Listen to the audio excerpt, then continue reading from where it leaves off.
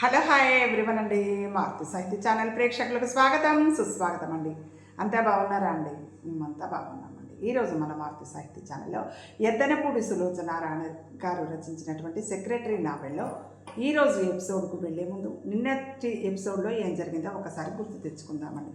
అయితే రాజశేఖరం గారు ఊరికి వెళ్ళినటువంటి సమయంలో ఇదే సమయము తన జీవితంలో నుండి పక్కకు తప్పుకోవడానికి అనే జయంతి త్వరపడి నిర్ణయం తీసుకోవడం, శివరాం రాగానే శివరాంతో తనను పెళ్లి చేసుకోమని ప్రస్తావించడం, శివరాము నాకు అలాంటి ఉద్దేశం నీ మీద లేదు, అయినా నువ్వు ఏకాంతంలో ఉన్నప్పుడు తొందరపడి నిర్ణయాలు తీసుకోవడం మంచిది కాదని చెప్పి వెళ్ళిపోవడం, తర్వాత సునంద వాళ్ళ ఇంటికి వెళ్దామని బయలుదేరిన జయంతికి మధ్యలో దారిలో ప్రకాశం కలవడం, ప్రకాశం ఎట్లాకు నేను అక్కడ దించొస్తాను మా రూమ్కి వెళ్ళి కొంచెం సేపు స్పెండ్ చేసి కప్పు కాఫీ తీసుకొని వెళ్తూగానని తీసుకువెళ్ళడం, తీసుకొని వెళ్ళడం అట్నుంచే ఊరు దాటించే ప్రయత్నాలు జరగడం, అక్కడికి వెళ్ళిన తర్వాత మరి ఫ్రెండు దగ్గరికి ప్రకాశం వాళ్ళ ఫ్రెండ్ ప్రసాద్ దగ్గరికి వెళ్ళడం, అక్కడికి వెళ్ళిన తర్వాత ఒక మాట ఏం చెప్పిందంటే మా ప్రసాద్ వేరే రకంగా అనుకోకుండా మన ఇద్దరం ప్రేమించుకున్నామని, మన పెద్దవాళ్ళు ఒప్పుకోకుంటే ఇక్కడికి మనమిద్దరం వచ్చామనని ప్రసాద్తో చెప్పాను, కాబట్టి ప్రసాద్ ముందర నువ్వు నాతో చొరవగా ఉండాలని చెప్పడం జరిగింది. అయోమయంలో పడ్డట్టు బయటికి కనిపించకూడదు అని నిర్ణయించుకున్నటువంటి జయంతి పరిస్థితి నిన్నటి ఎపిసోడ్లో చూశాం కదండి. ఈరోజు ఎపిసోడ్లో ఏం జరగబోతుందో విందామండి. తెల్లవారింది. ప్రసాదు మందు ఫలితమో లేక రాత్రంతా బాగా నిద్ర పోవటం వల్లనో ప్రకాశం హుషారుగా లేచాడు. స్నానం చేసి బట్టలు వేసుకొని బయటికి వెళ్ళబోతూ జయంతి దగ్గరికి వచ్చి ఈరోజు ఎక్కడైనా సరే మనకి గది సంపాదించుకొని కానీ తిరిగి రాను చూడు అన్నాడు. ఇక్కడ బాగానే ఉందిగా, ఇప్పుడు తొందర దేనికి? భయంగా అంది జయంతి. ఎన్ని రోజులుంటాం? వాడికి ఇబ్బంది కదూ, ప్రాణ స్నేహితుడు, పర్వాలేదన్న మనిషి. ప్రకాశం వెళ్ళిపోయాడు. ప్రసాద్ కూడా వెళ్ళిపోయాడు. గదిలో ఒంటరిగా కూర్చున్న జయంతి భయంతో దిగులుతో కుంగిపోసాగింది. సాయంత్రం అవుతున్నా ప్రకాశం ఇంటికి రాలేదు. అంటే రూమ్ విషయం సాధించి తీరాలని పట్టుదలగా తిరుగుతున్నాడన్నమాట. ఈ రాత్రికి హోటల్కి వెళ్ళక తప్పదు, ప్రకాశంతో ఒంటరిగా గడపక తప్పదు. తనెంత బుద్ధి లేనిది, ఎంత పొరపాటు చేసింది. శేఖరానికి దూరంగా వెళ్ళిపోవాలనుకుంది కానీ జీవితాన్ని కూలదోసుకోవాలని కానీ ప్రకాశం లాంటి మనిషితో పరిచయం ఏర్పరచుకోవాలని కానీ అనుకోలేదే. ఇప్పుడు ఏంటి చెయ్యటం? జయంతికి అప్పుడే కళ్ళు తెరిచినట్టు ప్రపంచంలోని వ్యక్తులను గుర్తుస్తున్నట్టు అనిపించసాగింది. పోనీ ప్రసాద్తో సంగతంతా చెప్పేసి ఇక్కడ ఉండనిమ్మని బ్రతిమిలాడితే ప్రకాశానికి కోపం రాదు. ఏం చేయాలి? ఎటూ తోచటం లేదు. భయంతో మూగబోయిన మనసు ఆలోచించటం మొదలెట్టింది. ప్రసాదే ముందుగా వచ్చాడు. జయంతికి ఈ అవకాశం జార విడుచుకోకూడదని చెప్పేయాలని అనిపిస్తుంది. కానీ ఏం చెప్పాలో ఎలా మొదలు పెట్టాలో బొత్తిగా అర్థం కావడం లేదు. తడారిపోతున్న నాలికని 2-3 సార్లు తడిచేసుకుంది. చివరికి ఎలాగో ధైర్యం చేసుకొని ఏమండి అంది. అది ప్రసాద్కి వినిపించిందో లేదో అన్నంత లోతుగా ఉంది. అప్పుడే స్నానం చేసి బట్టలు మార్చుకొని వచ్చిన ప్రసాద్ అద్దం ముందు నిలబడి తలదువ్వుకుంటున్నాడు. ఈ కాస్త శబ్దమే అతనికి వినిపించింది కాబోలు. తలదువ్వుకుంటున్న వాడల్లా వెనక్కి తిరిగి పిలిచారా అన్నాడు. జయంతి అవును అన్నట్టు చూసింది. ఏమిటి? నేను ఆమె వాక్యం కోసం పెనుగులాడుతుంది. మీరు ఏమిటి అంటూ ఆమెను చూస్తూ అడిగాడు. నేను అసలు ఆమె ధైర్యంగా మొదలు పెట్టబోతుండగా దగ్గరగా వేసి ఉన్న తలుపుల్ని గబాల్న తోసుకుంటూ ప్రకాశం లోపలికి వచ్చాడు. జయంతి నీరసంగా కుర్చీలో కూలబడింది. అయిపోయింది. తనకి అనుకోకుండా లభించిన సువర్ణావకాశం జారిపోయింది. వస్తున్న ఏడుపుని బిగబట్టుకుంటూ పక్కనున్న పుస్తకాన్ని అందుకుని అందులోకి చూస్తుండిపోయింది జయంతి. వచ్చిన ప్రకాశం సరిగ్గా లేడని ముందుగా గుర్తించింది ప్రసాద్. అరే ఏమిటది ప్రకాశం, అలా ఉన్నామే అంటూ అతను దగ్గరగా వెళ్లే లోపలే ప్రకాశం భళ్ళున డోక్కున్నాడు. ఆమె ఉలిక్కిపడి తలెత్తి చూసింది. ప్రసాదు బయట ట్యాక్సీ డబ్బులు ఇవ్వు ఎలాగో అనేసిన ప్రకాశం గోడని ఆసరాగా చేసుకుని తూలుతూ బాత్రూమ్ వైపు వెళ్ళిపోయాడు. క్షణం సేపు ప్రసాద్ జయంతి చూపులు కలుసుకున్నాయి. జయంతి బాత్రూమ్ వైపుకి వెళ్ళింది. ప్రసాద్ ట్యాక్సీ అతనికి డబ్బులు ఇవ్వటానికి బయటికి వెళ్ళాడు. మై గాడ్, కలరా ఎక్కడికి వెళ్ళావు? ఏం తిన్నావు? ప్రకాశాన్ని పరీక్ష చేస్తూ కంగారుగా అన్నాడు ప్రసాద్. అతను స్టవ్ వెలిగించి ఇంజెక్షన్ తయారు చేసే లోపల ప్రకాశం మరో 2 సార్లు డోక్కున్నాడు. లెట్రిన్కి వెళ్ళాడు. నీరసంగా వేళ్లాడిపోతూ తూలిపోతున్న అతన్ని జయంతితో సాయం పట్టి పక్క మీద పడుకోబెట్టాడు ప్రసాద్. ఊళ్ళో కలరా ఉందా? నాకు చెప్పలేదే. నువ్వు బయటికి పెడతావని నేను కలకన్నానా? ఇంజెక్షన్ సిరంజిలోకి తీసుకుంటూ కోపంగా అన్నాడు. పోన్లే, ఇంటికి వచ్చేసాగా. డాక్టర్ల గదుల్లో ప్రాణం పోవటం అంత సులభం కాదని నువ్వే చెప్పావుగా. అప్పటికే ప్రకాశం ముఖం కళావిహీనం అయిపోయింది. నీ మొహం! My God, my God! Prasad త్వరగా ఇంజెక్షన్లు ఇచ్చాడు. కానీ అతనికి తెలుసు అప్పటికే చాలా ఆలస్యం అయిపోయిందని. ప్రకాశం మంచం పక్కన కొయ్య బొమ్మలా నిలబడిపోయాడు. జయంతి ప్రకాశం కలరాతో ప్రకాశం మంచం పక్కన కొయ్య బొమ్మలా నిలబడిపోయాడు. జయంతి ప్రకాశం కలరాతో మరణించాడు. ఇక లేడు. అలా మంచం మీద పడుకున్న మనిషి ఉత్త కట్టెతో సమానం. కదలడు, లేవడు. ఇది నిజమా? జయంతికి ఊపిరి అందడం లేదు. ఇప్పుడు ఎలా? చేతులు అయోమయంగా రాచుకుంటున్న ప్రసాద్ మొట్టమొదటిసారిగా జయంతితో సూటిగా మాట్లాడుతూ అన్నాడు. ప్రేమించి పెళ్లి చేసుకుందామని వచ్చిన మనిషి హఠాత్తుగా ఇలా అయిపోతే జయంతికి ఎలా సానుభూతి చూపాలో, ఏం మాట్లాడాలో ప్రసాద్కి అర్థం కాలేదు. మీరు కూర్చోండి, కొంచెం కాఫీ తాగుతారా అన్నాడు. అతను నిజంగా చచ్చిపోయాడంటారా? అతను మొహం తిప్పేసుకున్నాడు. కాఫీ తెప్పించి ఓ విధంగా బలవంతంగా జయంతి చేత తాగించాడు. ఇప్పుడేలా అంది జయంతి. అదే నేను ఆలోచిస్తున్నాను. వాళ్ళకి టెలిగ్రామ్ ఇచ్చాను.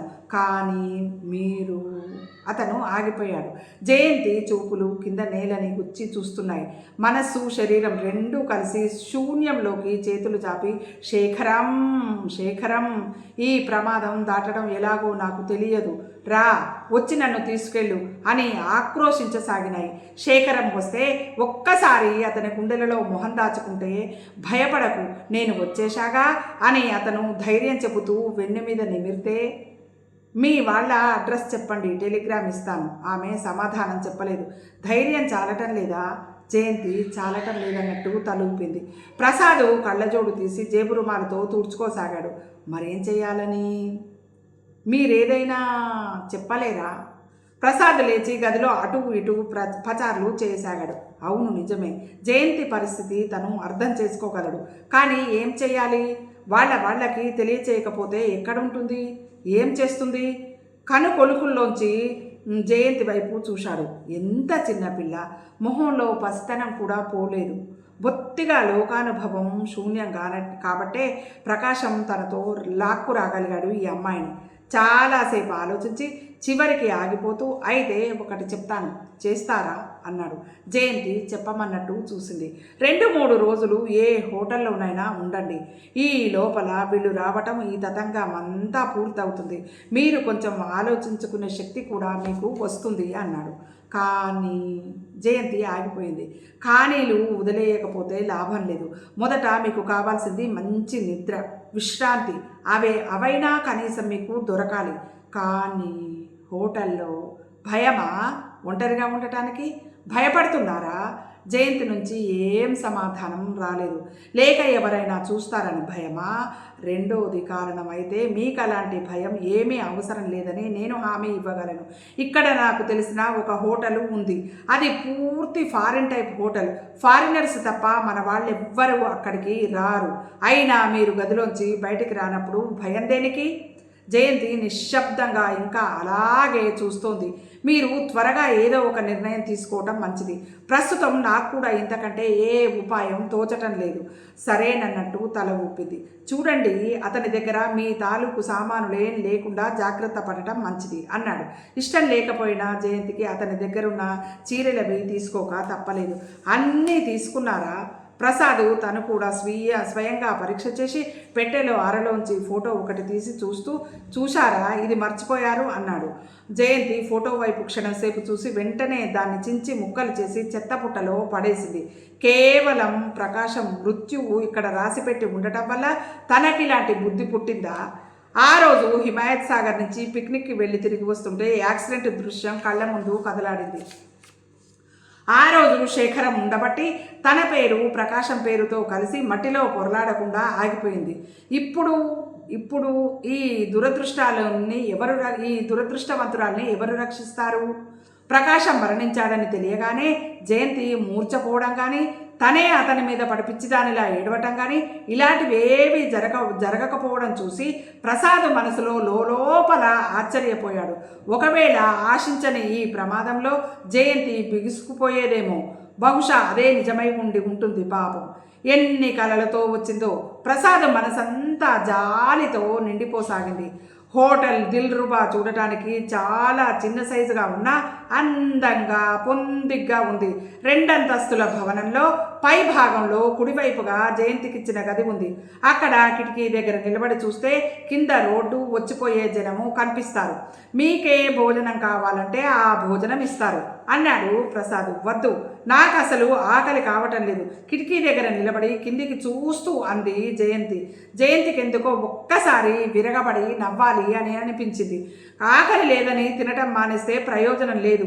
నేను వెళ్ళిపోతే మీరు నిజంగా తినేటట్టు లేరు. ఆగండి, ఇప్పుడు నేనే ఆర్డర్ చేస్తాను. అతను బెల్ నొక్కాడు. భోజనం బలవంతాన తినిపించి భయం లేదని అంతా సవ్యంగా జరిగిపోతుంది, ధైర్యంగా ఉండమని ఇంకోసారి గట్టిగా హెచ్చరించి అతను వస్తానని లేచాడు. జయంతి అలాగే చూస్తూ కూర్చుండింది. కనీసం మళ్ళీ ఎప్పుడొస్తారని కూడా అడగలేదు. వెళ్ళబోతున్న ప్రసాద్ ఆగి బై సాధ్యమైనంత తొందరలో మళ్ళీ కనిపిస్తాను. ఒకవేళ ఏ కారణం చేతనైనా ఆలస్యమైతే కంగారు పడకండి అన్నాడు. ఆమె అలాగే అన్నట్టు చూసింది. కనీసం ఏదైనా మాట్లాడకూడదా? సానుభూతిగా తను 2 మాటలు చెప్పవచ్చు అనుకున్నాడు. జయంతిని చూస్తుంటే ఇలాంటి అనుభూతులు నాకేం అవసరం లేదు, నన్ను నేను ఓదార్చుకోగలను అన్నట్టుంది. అతను వెళ్ళిపోయాడు. జయంతి లేచి వెళ్ళి మంచం మీద కూలబడింది. ఇదెక్కడన్నా సాధ్యమా? సనాతన కుటుంబంలో పుట్టి పురాతన ఆచారాల మధ్య పెరిగి నరాల్లో జీర్ణించుకుని అవి అంతో ఇంతో నిజమని నమ్మే మనిషి ఇలాంటి పరిస్థితుల్లోకి ఎలా వచ్చింది? భగవాన్! వద్దు, ప్రపంచంలో ఏ ఆడపిల్లకి ఇలాంటి విషమస్థితి వద్దు. జయంతి కళ్ళ ముందు మాటికి ప్రకాశం ముఖం కదలసాగింది. ఆ తగిలే కలరా ఏదో తనకెందుకు తగలేదు? కళ్ళు మూసుకొని వెనక్కి వాలిన జయంతికి శూన్యం తప్ప ఏం కనిపించడం లేదు. ఆలోచనలకి జరుగుతున్న వాటికి బొత్తిగా ఇంకా పొంతన లేకపోతే మనిషి భరించేది ఎలా? పోనీ సునందకి ఉత్తరం రాస్తే లాభం లేదు. ఉత్తరం అందగానే సునంద చేసే మొట్టమొదటి పని తనకు తెలుసు. ఉత్తరం తీసుకొని సరాసరి శేఖరానికి చూపిస్తుంది. అంతకంటే తనే స్వయంగా రావటం మంచిది కదూ. కానీ ఏమని రాయాలి? ఆ రాయటంలో తను అతని దగ్గర నుంచి వచ్చేసినందుకు పశ్చాత్తాపడుతున్నట్టు కనిపించకూడదు. జయంతి కళ్ళ ముందు తను రాయాల్సిన వాక్యాలు కదిలాయి. మీరు తప్ప నాకెవరు లేరు. ఇక్కడ స్థిరపడటానికి, స్వయంగా నేను బ్రతకగలగటానికి ఏదైనా సదుపాయం చూపించండి. మీ దగ్గర నుంచి వచ్చేసినందుకు పొరపాటుగా కూడా నేను బాధపడటం లేదు. మీకు నా మీద కోపం ఏమీ లేకపోతే ఇక్కడికి ఒక్కసారి రండి. లేకపోతే కనీసం నేనేం చేయాలో జవాబు వ్రాయండి. మర్నాడు ఇలా ఉత్తరం రాసి పోస్టు చేయడానికి నిశ్చయించుకుంది జయంతి. వరుసగా 2 రాత్రులు నిద్రలేకపోవడంతో చివరికి ఓ నిశ్చయానికి వచ్చి బలవంతంగా ఆలోచనలని పారదూరటంతో జయంతి కళ్ళు మూతలు పడసాగాయి.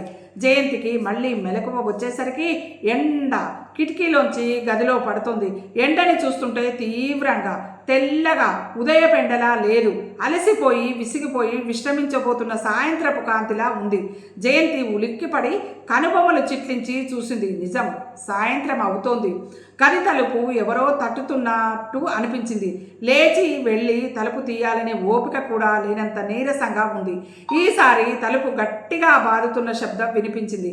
లేచి వెళ్ళి తలుపు తీసింది. గుమ్మంలో ప్రసాద్ నిలబడి ఉన్నాడు. అతని మొహం నిండా చెమటలు పట్టి ఉన్నాయి. పక్కనే 2 హోటల్ బాయ్స్ కూడా ఉన్నారు. ఏమిటది? ఏమైంది? అయోమయంగా చూస్తూ అడిగింది. క్షణం సేపు జయంతిని పరీక్షగా చూసిన ప్రసాదు చెమట తుడుచుకుంటూ, అమ్మయ్యా, ఎంతసేపటికి తలుపు తీయకపోతే ఏ అఘాయిత్యం చేశారో అని భయపడ్డాను.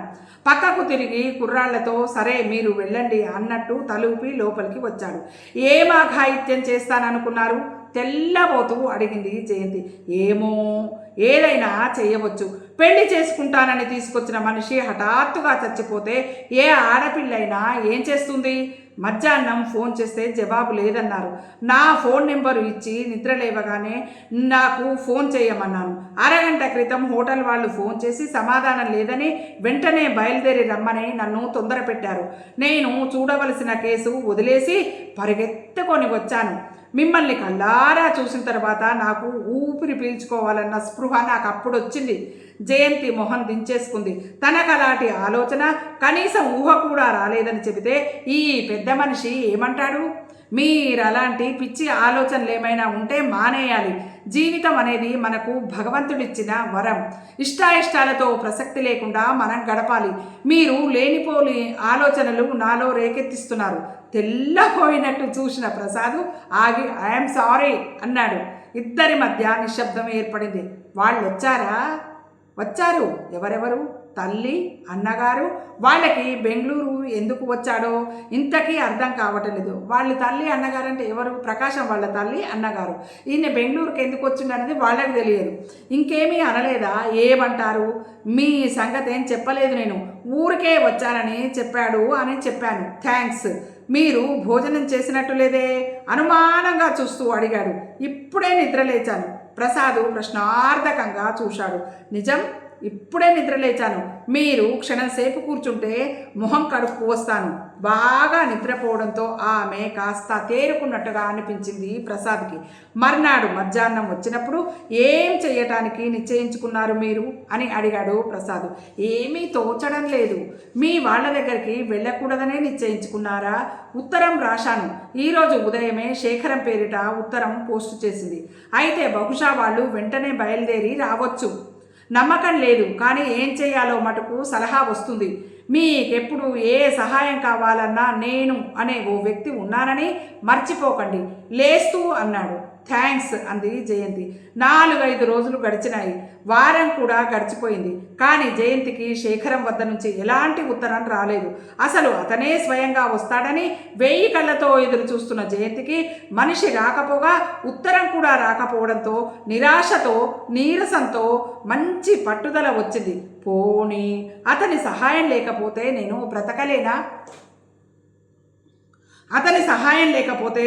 బ్రతకలేనా? అంటే ప్రకాశంతో వచ్చేసిందన్నమాట. కోపం బాగా ఉందన్నమాట. సరే పోన్లే, అసలు తనెంత బుద్ధి లేంది. శేఖరం ఎవరు? తనకి తన మంచి చెడ్డలు చూడాల్సిన అవసరం అతనికేంటి? ఈరోజు కూడా ఏ ఉత్తరం రాలేదా అడిగాడు ప్రసాద్.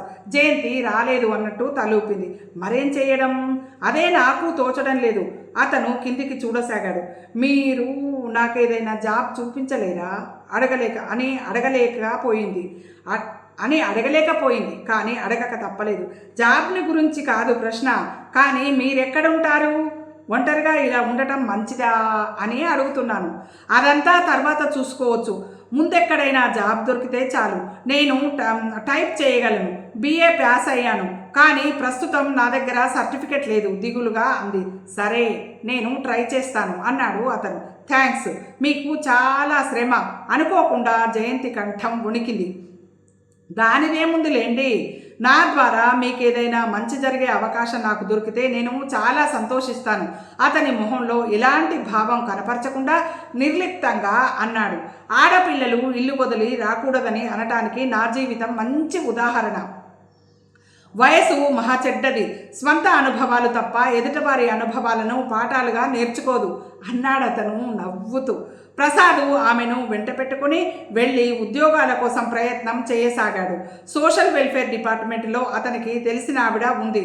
ఆవిడ ప్రసాద్ని, జయంతిని చూస్తూ, సారీ మిస్టర్ ప్రసాద్, ఆ ఖాళీ 2 రోజుల క్రితమే భర్తీ అయిపోయింది. Really I'm very very sorry అంది. నిరాశ పడకండి. ఉద్యోగం దొరకలేదని దిగులు పడటానికి ఇదొక్కటే ఆఫీసా మనకి? యువతలకి వస్తుండగా ప్రసాద్ జయంతికి ధైర్యం చెప్పాడు. ఇంకో ఆఫీసులో ఒక ఆయన ఇదివరకు ఇలాగే లేడీ టైపిస్ట్ని అపాయింట్ చేస్తే ఆఫీస్ అంతా నానా న్యూసెన్స్ చేసి వెళ్ళింది. జన్మలో ఆడవాళ్ళని తీసుకోకూడదని ఒట్టు వేసుకున్నాను. ఇదే ఎవరినైనా మగవాళ్ళని తీసుకురండి, నిరభ్యంతరంగా తీసుకుంటాను. ఎందుకు వచ్చిన ఆడవాళ్ళండి, వాళ్ళు పని చేస్తారా ఏడుస్తారా? ఆయన జయంతి వైపు చూడకుండా ప్రసాద్తో చిటపటలాడుతూ మాట్లాడాడు. సారీ, మీరా మాటలు పట్టించుకోకండి. తర్వాత జయంతిని ప్రసాద్ క్షమాపణ కోరుకుంటూ అన్నాడు. రోజులు గడిచిపోతున్నాయి. జయంతికి ఎక్కడా ఉద్యోగం దొరకలేదు. ప్రసాద్కి అర్జెంట్ కేసులు ఉండటం వల్ల వెంటనే కనిపించలేకపోతున్నాడు. ఎలాగో వీలు చేసుకొని హోటల్కి రావడమో లేకపోతే కనీసం ఫోన్ చేయడమో చేస్తున్నాడు. అంతకంటే ప్రసాద్ చేయగలిగింది కూడా జయంతికి ఏమీ కనిపించలేదు. ఆ సాయంత్రం అతను రాగానే కుర్చీలో కూలబడుతూ, మీరిష్టపడితే ఒక ఉద్యోగం ఉంది అన్నాడు. ఉండగానే లాభం లేదు, దొరకాలిగా అంది జయంతి. ఉద్యోగం తప్పకుండా దొరుకుతుంది, షూర్. కానీ మీరు ఒప్పుకుంటారా లేదా అనేదే సమస్య. నాకు అనుమానం. అంటే చెప్పండి చూద్దాం అంది జయంతి. మీ సంగతంతా మా అక్కకి ఉత్తరం రాశాను. జయంతి వింటూ కూర్చుంది. ఇలా జాబ్ దొరకలేదని, నాకేం చేయాలో తోచడం లేదని, మీరు చాలా దిగులుగా ఉన్నారని, అది నేను భరించలేకుండా ఉన్నానని, ప్రసాద్ని మొదట చూసి అంతగా మాట్లాడే స్వభావం కాదు అనుకుంది తను. కానీ ఎంత పొరపాటు! చనువు లభిస్తే అందరికంటే ఎక్కువే మాట్లాడతాడు. కానీ మాటలన్నీ ఆత్మీయంగా ఉంటాయి. అది విశేషం అతనిలో. నే చెప్పేది వింటున్నారా? అనుమానంగా అడిగాడు. శ్రద్ధగా వింది జయంతి. అప్పుడు మా అక్క ఏమని జవాబు రాసిందో తెలుసా? పెళ్లి చేసుకోమని రాయలేదు కదా. జయంతి భయపడింది. ఆ భయం దాచుకోవడానికి వెంటనే, నా ఉద్యోగానికి మీ అక్కకి సంబంధం కనిపించడం లేదు అంది. ఆగండి, పూర్తిగా వినండి, చెప్పండి. మా అక్క విడో, భర్త కారు యాక్సిడెంట్లో పోయారు. 2 పిల్లలున్నారు. అది కాకుండా మా నాన్నగారు కూడా అక్క దగ్గరే ఉంటారు. ఏడాది అయిపోయింది. ఆయనకి పక్షపాతం వచ్చి మంచంలో ఉండబట్టి మీ సంగతంతా మా అక్కకి రాస్తే, ఇదిగో చూడండి జవాబు ఏం రాసిందో. మీరు చెప్పండి. ఇతరుల ఉత్తరాలు చదవడం నాకు అలవాట్లేదు. ఇది మీదే. ఇందులో విషయమంతా మీ గురించే. ఇతరులది ఎలా అవుతుంది? జయంతి ఉత్తరం తీసుకుని చూసింది. చిరంజీవ ప్రసాద్కి నా ఆశీర్వచనములు. నీ ఉత్తరం అందింది. ఆ అమ్మాయిని నా దగ్గరికి పంపించేయి. నాకు ఇంట్లో మనిషి చాలా అవసరం. ఎక్కువ రాసేందుకు నాకు టైం లేదు. ఆశీర్వచనములతో మీ అక్క. 2-3 సార్లు చదవగానే ఆమె మొహం ఎర్రబడింది. తెలిసిందిలేండి, దయాధర్మంగా ఇంట్లో ఉంచుకుంటారా? ఉత్తరం తిరిగి ఇచ్చేస్తూ అంది. అతను అర్థం కానట్టు చూశాడు. ఆ ఇంట్లో నాకేం పని ఉంటుంది? పని లేని చోటుకి నేనెలా పడతాను? మీరు చాలా పొరపాటు పడుతున్నారు. పని లేకపోవడం ఏమిటి? ఊపిరాడనంత పని ఉంటుంది. మర్చిపోయాను, మీకు మా అక్క డాక్టర్ అని చెప్పలేదు కదూ. ఆమెకి ప్రాక్టీస్తో క్షణం తీరుబడి కూడా ఉండదు. ఊళ్ళో ఉన్న ఆడవాళ్ల క్లబ్లన్నింటికీ ఆమెతో పనుంటుంది. పైగా మంచంలో నుంచి లేవలేని నాన్నగారు ఉన్నారు. ఒక్క మాటలో చెప్పాలంటే ఇల్లంతా మీరు చూసుకోవాలి. దానికి మా అక్క తిండి బట్ట ఇచ్చి జీతం ఇస్తుంది. అసలు ఇలా సెక్రటరీగా ఎవరినైనా ఉంచుకోవాలని ఎన్నాళ్ళ నుంచో దానికి ఉంది. దానికంటే ఎవరికి? వాళ్ళ అక్కకి. సెక్రటరీనా? ఉలికి పడుతూ అంది ఆమె. లేకపోతే ఇంకేమిటనుకున్నారు? ఇంట్లో వంట మనిషి, నౌకర్లు ఉన్నారు. వాళ్ళు దుబారా చేయకుండా చూడాలి. ఇంకా ఏవేవో చాలా పనులు ఉంటాయి. ఇంట్లో ఎవరెవరుంటారు? మళ్ళీ చెప్పండి. మా అక్క, 2 పిల్లలు, మా నాన్నగారు, ఒక వంట మనిషి, 2 నౌకర్లు ఉంటారు.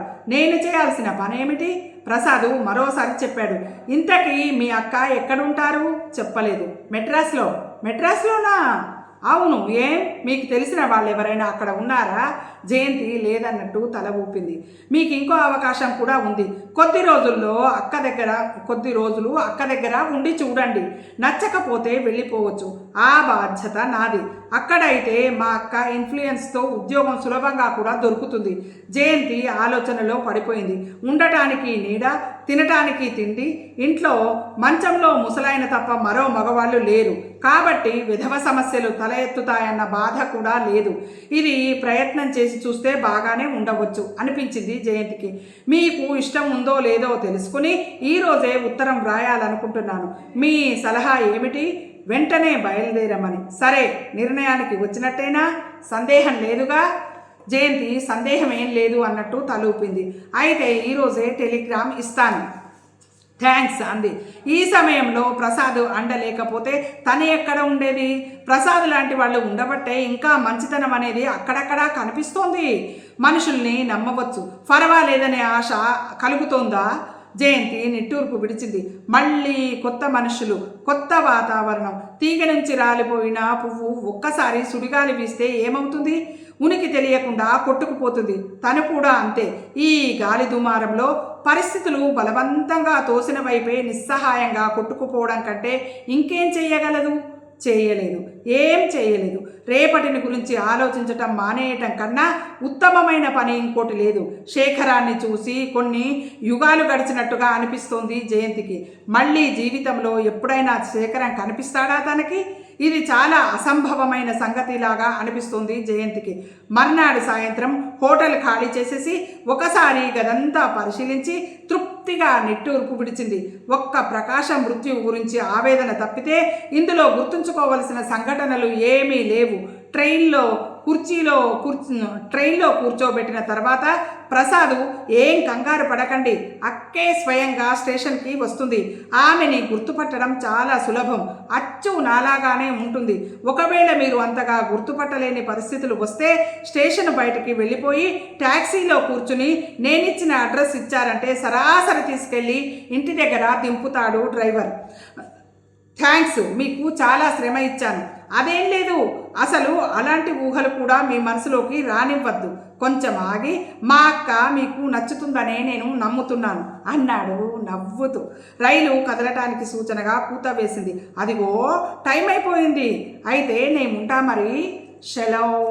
జయంతి కృతజ్ఞతతో 2 చేతులు జోడించి నమస్కారం చేసింది. ట్రైను కదిలింది. నవ్వుతూ చెయ్యి ఊపుతున్న ప్రసాద్ క్రమేపీ దూరం అయిపోయాడు. ఇది ఈరోజు ఎపిసోడ్ అండి. జయంతి జీవితం ఎన్ని మలుపులు తిరుగుతుందో చూడండి.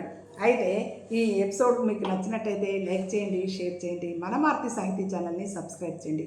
మనందరం ఆనందంగా, ఆరోగ్యంగా, సుఖంగా, సంతోషంగా ఎల్లవెళ్ళలా ఉండాలని మనస్ఫూర్తిగా కోరుకుంటూ మీ అందరి ఆశీస్సులు, ప్రేమ, ఆదరాభిమానాలు మన మారుతి సాహితీ ఛానల్కి ఎల్లవెళ్ళలా ఉండాలని మనస్ఫూర్తిగా కోరుకుంటూ రేపటి ఎపిసోడ్లో మళ్ళీ కలుసుకుందామండి. ఉంటానండి, మీ మారుతి సాహితీ ఛానల్.